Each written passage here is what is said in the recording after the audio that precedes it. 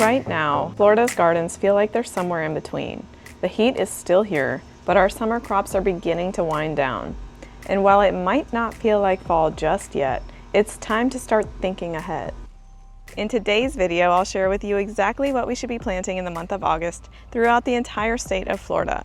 Whether you're in North Florida, Central Florida, or South Florida, I'll be talking about crops for you.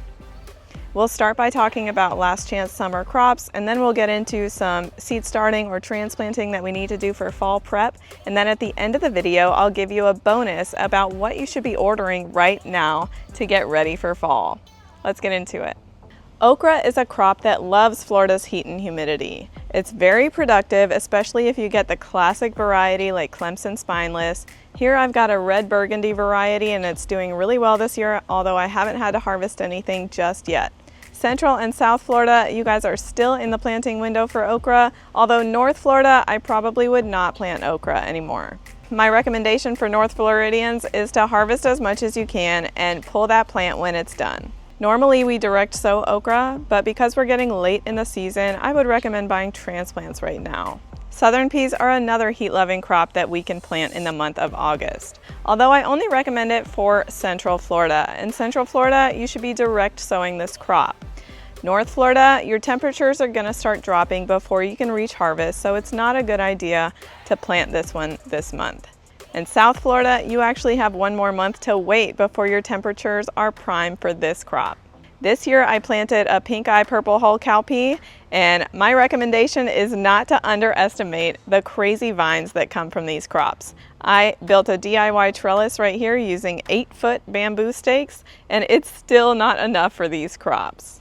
South Florida can still plant sweet potatoes. These beautiful vines will fill up a trellis so fast, but beware of taking up too much garden space with sweet potatoes. So for someone like me using a raised bed, I'm not going to plant any more sweet potatoes because I want to preserve the space in my garden for all of those fall crops that we love. If you missed the boat on planting Seminole pumpkins this year, South Florida, you're in luck. You guys can still plant this crop. I would recommend direct sowing the crop, and once your vines are starting to look like this, it's probably time for some fertilizer.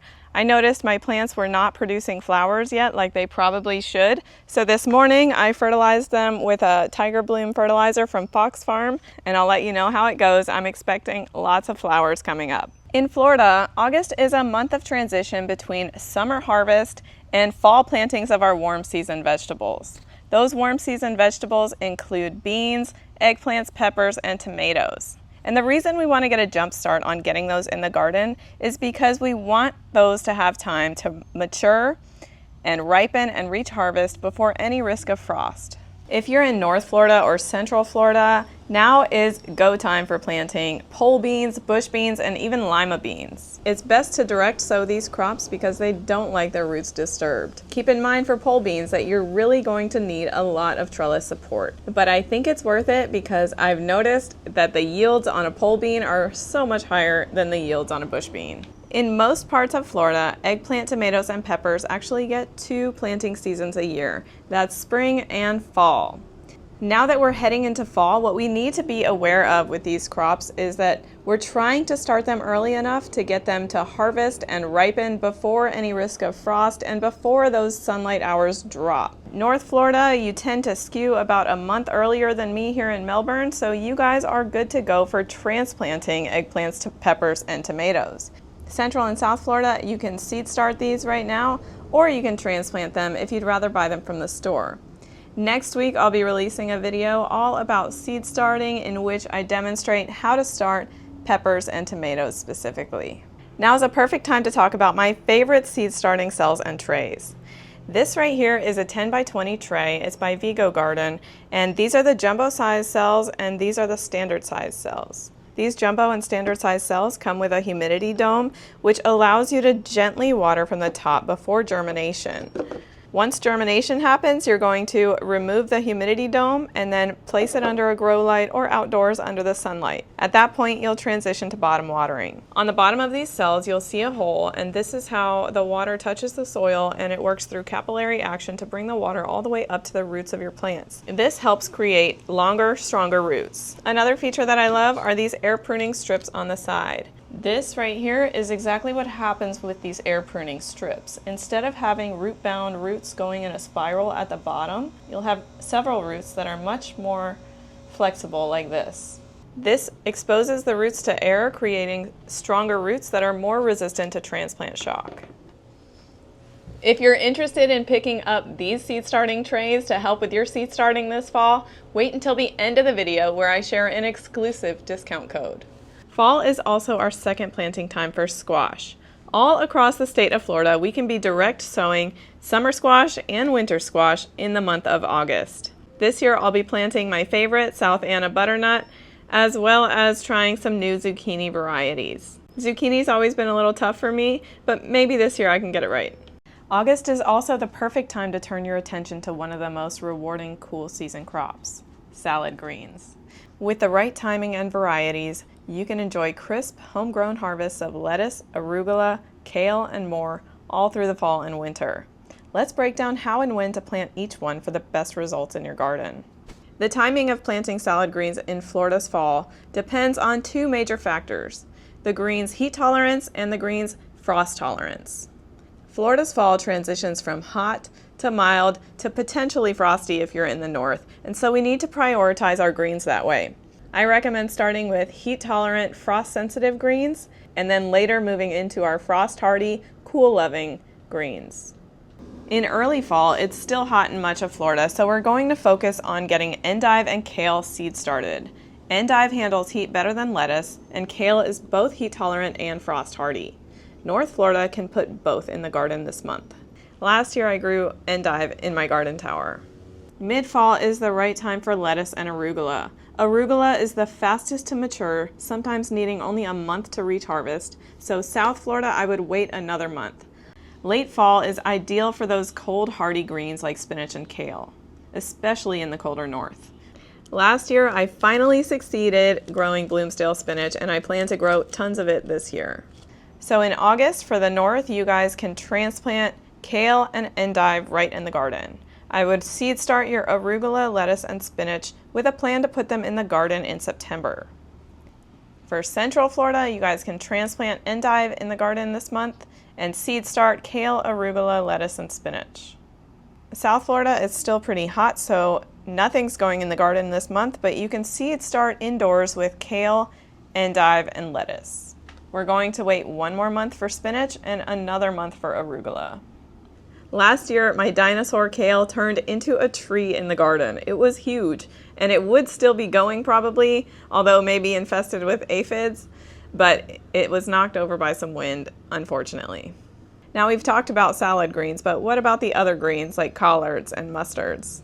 Collards are so much fun to grow in Florida. They get really, really big, and it's just a beautiful crop. They also taste incredible if you start off with a little bacon grease, onion, and garlic, and then you cook them for a few hours in some chicken broth. They'll be so tender and so delicious. North Florida, you're ready to transplant your collards in the garden, and Central and South Florida, I recommend seed starting with a goal of transplanting in September or October. Now I grow mustards, but I don't necessarily eat them. I actually grow them in each of my raised beds with a plan to chop and drop them into the soil to prevent the dreaded root knot nematodes. Mustards have a way of repelling those root knot nematodes and will decrease the population of them. This, along with some added crab meal into your soil, will really help those warm season crops like eggplants, peppers, and tomatoes that are host crops for your root knot nematodes. North Florida, you can transplant the mustards this month. Central and South, I would seed start and transplant next month. Swiss chard is another one that actually tolerates some heat, but it thrives in the cooler weathers. So all across the state, we're going to seed start Swiss chard, although I must admit I already have some growing in the summer.